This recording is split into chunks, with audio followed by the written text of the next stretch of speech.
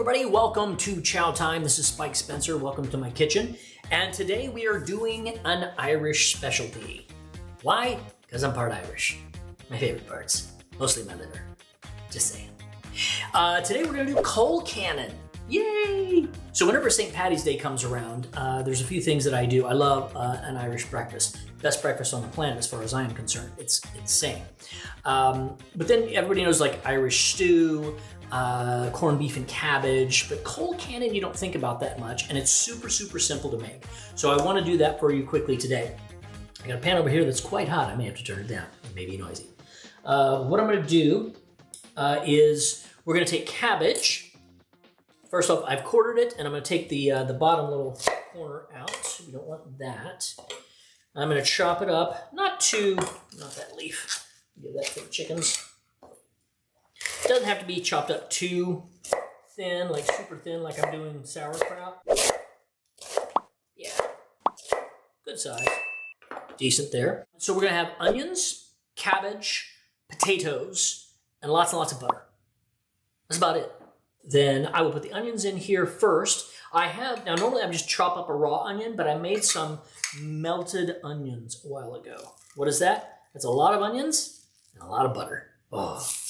There we go. I'm gonna put some globs of that in there. Oh yeah. It already smells lovely. Okay. All right. So the good news, if you've already got your pre-prepped onions, it doesn't take that long. We can throw our cabbage in there right away. So we're gonna saute that up. Let that do its thing. Which is a beautiful thing. I love cabbage. Cabbage works in so many different ways. I'm going to do some other shows on cabbage. Like I've already done a show on sauerkraut, which is awesome to make at home. It really is one of the healthiest foods you can have.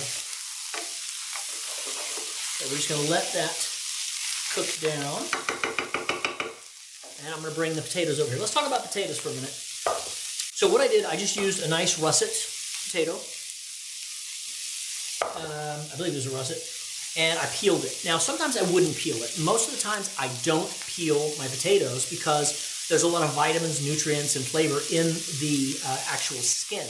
I just chop it up, and you know, if you did mashed potatoes that way, they call it like a rustic grandma's mashed potatoes, you know, whatever. That's how I do it. But what we can do is we can just, you boil the potatoes for a little while. And I just found that I add a little salt to the water. There's a whole thing where people say, you don't add salt to the water of potatoes. Yes, you do. No, you don't. You do. Well, I saw Thomas Keller do it once, so we're done. I put salt in it. Anyway, so I boiled it down until they're knife tender. You know, you poke them and they have a lot of give. They're ready for mashing. Then I will do a couple things. One, I'll just mash the crap out of it and we're done. But I want to share with you, this is a potato ricer. I know, it kind of feels like. And this is what it looks like. So all you would do, hold on, stir these up a little bit. Give it a little toss. Oh, get a little brown there. That's okay. I love it. When you get a little bit of a brown on your cabbage and your onions, that's actually the Maillard reaction. Maillard, it's French, very nice. I like it. I think it's great. That's where the flavor is. If there's a purist out there that says, no, it's got to be completely clear. There can't be any browns. Shut up. Sit down, boy. All right. Potatoes into the ricer. Right. Now, this is, like I say, this is if you want to do this. I normally don't, but I wanted to share this with you because it's a fun tool. Every now and then I'll use it if I really want my potatoes to get very, very fine. Is you got to squeeze them through. And it comes out so thin. There you go. Now, when you do that, you're talking about a very, very fine mix. And when you mix that up, it will be very, very, there will be no lumps whatsoever. To me, I don't really care that much. I like lumps. Not big, huge lumps, obviously. I'm going to do the work. That's ready to go. But I'm going to mash it. And of course, I'm gonna throw some butter in. Didn't I say lots of butter? Yes, I did. Lots of butter, y'all. Okay, what I just added was not lots of butter, but remember I've got butter, a lot of butter in those onions there. And whenever I mix this all up together, I will be adding more butter, I am sure. So just mash, mash, mash. And again, like I call this food therapy.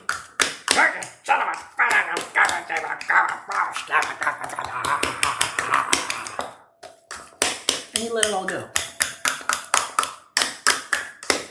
Okay. Now, I've got some garlic. I'm going to throw some garlic in here. I'm going to throw a little salt in here.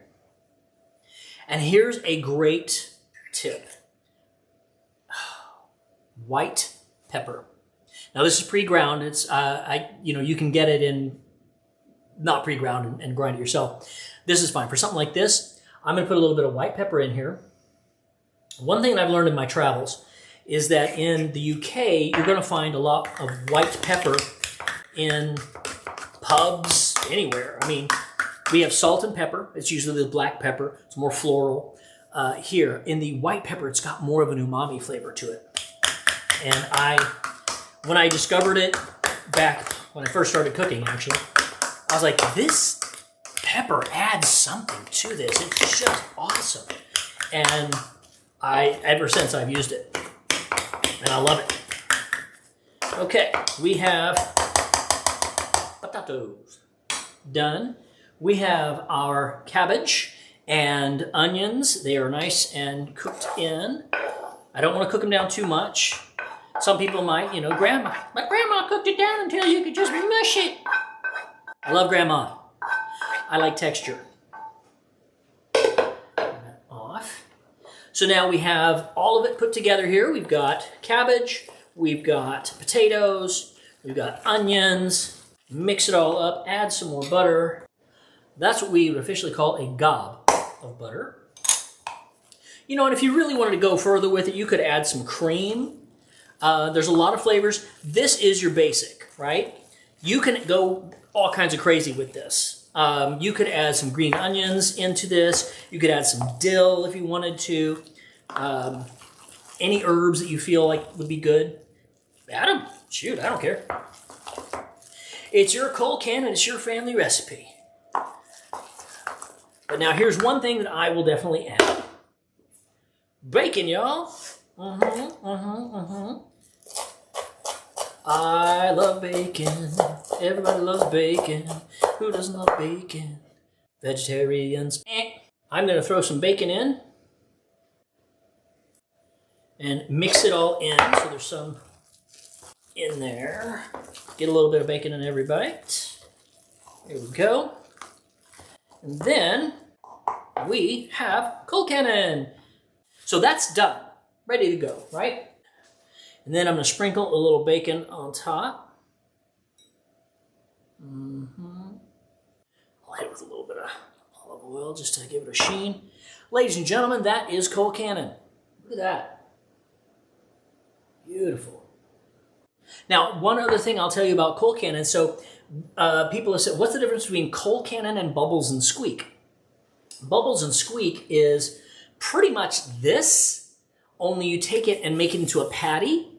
I may be wrong on this, but this is what I understand, because this is what I do with this. When I have leftover Colcannon, I will take it and I'll put it in a patty, and then I'll flour that, and then I'll pan sear that in oil and flip it over and have that for breakfast. It's absolutely amazing. So I think that's what's called Bubbles and Squeak. Please let me know in the comments if I am completely off my nut. If I don't know, if I'm lying, I'm talking through my teeth, I'm BSing you, whatever.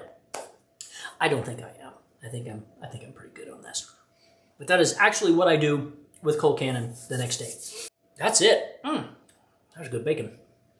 I'm gonna eat this now. All right, thank you so much for coming to my kitchen, to Chow Time. I'm Spike Spencer. Please like, comment, and subscribe. Tell your friends about Chow Time, and tell me about some of your Irish favorites. Maybe I'll pop them into another show in the future. Thank you so much. It's Chow Time. Let's eat.